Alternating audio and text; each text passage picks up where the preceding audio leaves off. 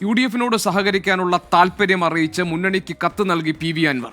തൃണമൂൽ കോൺഗ്രസിനെ ഘടകകക്ഷിയാക്കണമെന്നാവശ്യപ്പെട്ടാണ് ഘടകകക്ഷി നേതാക്കൾക്കുൾപ്പെടെ PV അൻവർ കത്ത് നൽകിയിരിക്കുന്നത്. അതേസമയം വിവാദങ്ങൾക്കിടെ KPCCയുടെ രാഷ്ട്രീയകാര്യ സമിതി യോഗം ഇന്ന് ചേരുകയാണ്. സർക്കാരിനെതിരായ തുടർ സമര പരിപാടികളും നിയമസഭയിൽ സ്വീകരിക്കേണ്ട നിലപാടുമാണ് പ്രധാന അജണ്ട. എങ്കിലും പാർട്ടിക്കുള്ളിലെ പ്രശ്നങ്ങളാകും കൂടുതലായും ചർച്ചയാവുക. സലീം മാലിക് തിരുവനന്തപുരത്ത് വിവരങ്ങൾ നൽകാനുണ്ട്. സലീം, ഇപ്പോൾ തൃണമൂൽ കോൺഗ്രസിനെ ഘടകകക്ഷിയാക്കി PV അതിലൂടെ UDF-ലേക്ക് കടക്കാനുള്ള നീക്കം PV അൻവർ തുടങ്ങി വെച്ചിരിക്കുന്നു. ഇന്നത്തെ രാഷ്ട്രീയകാര്യ സമിതിയിൽ എന്തൊക്കെ കാര്യങ്ങളായിരിക്കും ചർച്ചയ്ക്ക് വരിക? കോൺഗ്രസിനകത്തെ മുഖ്യമന്ത്രി സ്ഥാനാർത്ഥിത്വത്തെ സംബന്ധിച്ചിട്ടുള്ള വിവാദങ്ങൾ കൂടി പുറത്ത് ചൂടുപിടിക്കുന്ന സമയത്ത് രാഷ്ട്രീയകാര്യ സമിതിയിൽ ചർച്ചയാക്കപ്പെടാൻ പോകുന്ന വിഷയങ്ങൾ എന്തൊക്കെയാകും?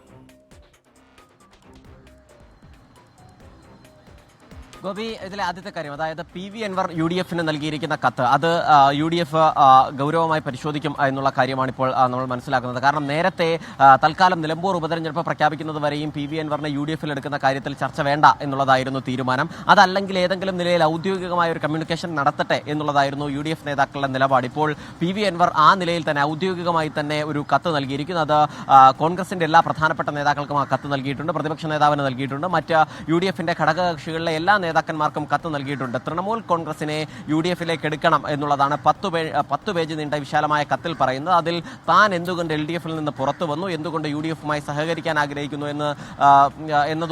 ഉൾപ്പെടുത്തിയാണ് ഈ 10 പേജിന്റെ വിശാലമായ കത്ത്. അതുകൊണ്ട് തന്നെ ആ കത്ത് UDF-ഉം ഒപ്പം തന്നെ ഇന്ന് ചേരുന്ന KPCC രാഷ്ട്രീയകാര്യ സമിതി യോഗവും ആ കത്ത് ചർച്ച ചെയ്യും. അതിന് പിന്നാലെ ഏതെങ്കിലും തരത്തിലുള്ള തീരുമാനവും അധികം വൈകാതെ തന്നെ ഉണ്ടാകാനുള്ള സാധ്യതയുണ്ട്. അതേസമയം തിടുക്കപ്പെട്ട് UDF-ലേക്ക് എടുക്കേണ്ടതില്ല PV അൻവറിനെ എന്ന് UDF-ന്റെ തന്നെ ഘടകകക്ഷികളിൽ ചിലർക്ക് അഭിപ്രായമുണ്ട്. അതിന്റെ കൂടി പശ്ചാത്തലത്തിലാണ് UDF-ലുള്ള ചെറുതും വലുതുമായ മുഴുവൻ ഘടകകക്ഷികൾക്കും ഈ നിലയിൽ PV അൻവർ ഒരു കത്ത് നൽകിയിരിക്കുന്നത്. ഒപ്പം ഇന്ന് നടക്കുന്ന രാഷ്ട്രീയകാര്യ സമിതി യോഗം, അത് ഈ വിഷയം മാത്രമാവില്ല ചർച്ചയാവുക. അതിൻ്റെ പ്രധാനപ്പെട്ട അജണ്ട എന്ന് പറയുന്നത് ഈ നിയമസഭാ സമ്മേളന കാലയളവാണ്. ആ നിയമസഭയിൽ സ്വീകരിക്കേണ്ട നിലപാടും ഒപ്പം തന്നെ കോൺഗ്രസ് നേരത്തെ സർക്കാരിനെതിരെ തുടങ്ങിവെച്ച സമരങ്ങൾ അത് പാതി വഴിയിൽ നിൽക്കുകയാണ്. അതിൻ്റെ തുടർ നടത്തിപ്പുമൊക്കെയാണ് അതിൻ്റെ അജണ്ട എന്നുണ്ടെങ്കിലും അതിൽ പ്രധാനമായും ചർച്ചയാകാൻ പോകുന്നത് കോൺഗ്രസിൻ്റെ വിവാദങ്ങൾ തന്നെയാണ്. കാരണം കഴിഞ്ഞ ജനുവരി 12-നാണ് ആദ്യം രാഷ്ട്രീയകാര്യ സമിതി യോഗം ചേരാൻ തീരുമാനിച്ചിരുന്നത്. പ്രതിപക്ഷ നേതാവും KPCC അധ്യക്ഷനും തമ്മിലുള്ള തർക്കത്തെ തുടർന്ന് ആ രാഷ്ട്രീയകാര്യ സമിതി യോഗം അവസാന നിമിഷം മാറ്റിയിരുന്നു.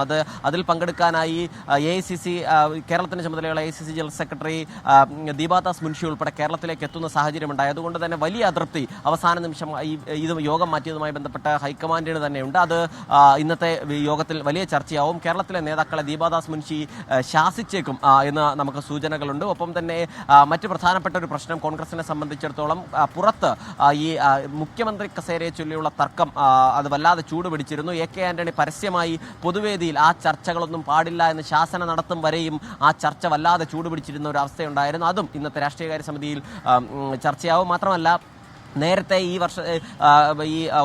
ഉപതെരഞ്ഞെടുപ്പുകൾക്ക് ശേഷം കോൺഗ്രസിൽ തുടങ്ങിയ ചർച്ചയായിരുന്നു നേതൃമാറ്റവുമായി ബന്ധപ്പെട്ട്. പക്ഷേ പിന്നീട് അത്തരത്തിലുള്ള ചർച്ചകളില്ല എങ്കിലും ഇന്നത്തെ രാഷ്ട്രീയകാര്യ സമിതി യോഗത്തിൽ ചില നേതാക്കൾ നേതൃമാറ്റം വേണം, പഞ്ചായത്ത് തെരഞ്ഞെടുപ്പിന് മുമ്പ് നേതൃമാറ്റം വേണമെന്ന് ആവശ്യപ്പെടാനുള്ള സാധ്യതയും ഉണ്ട്.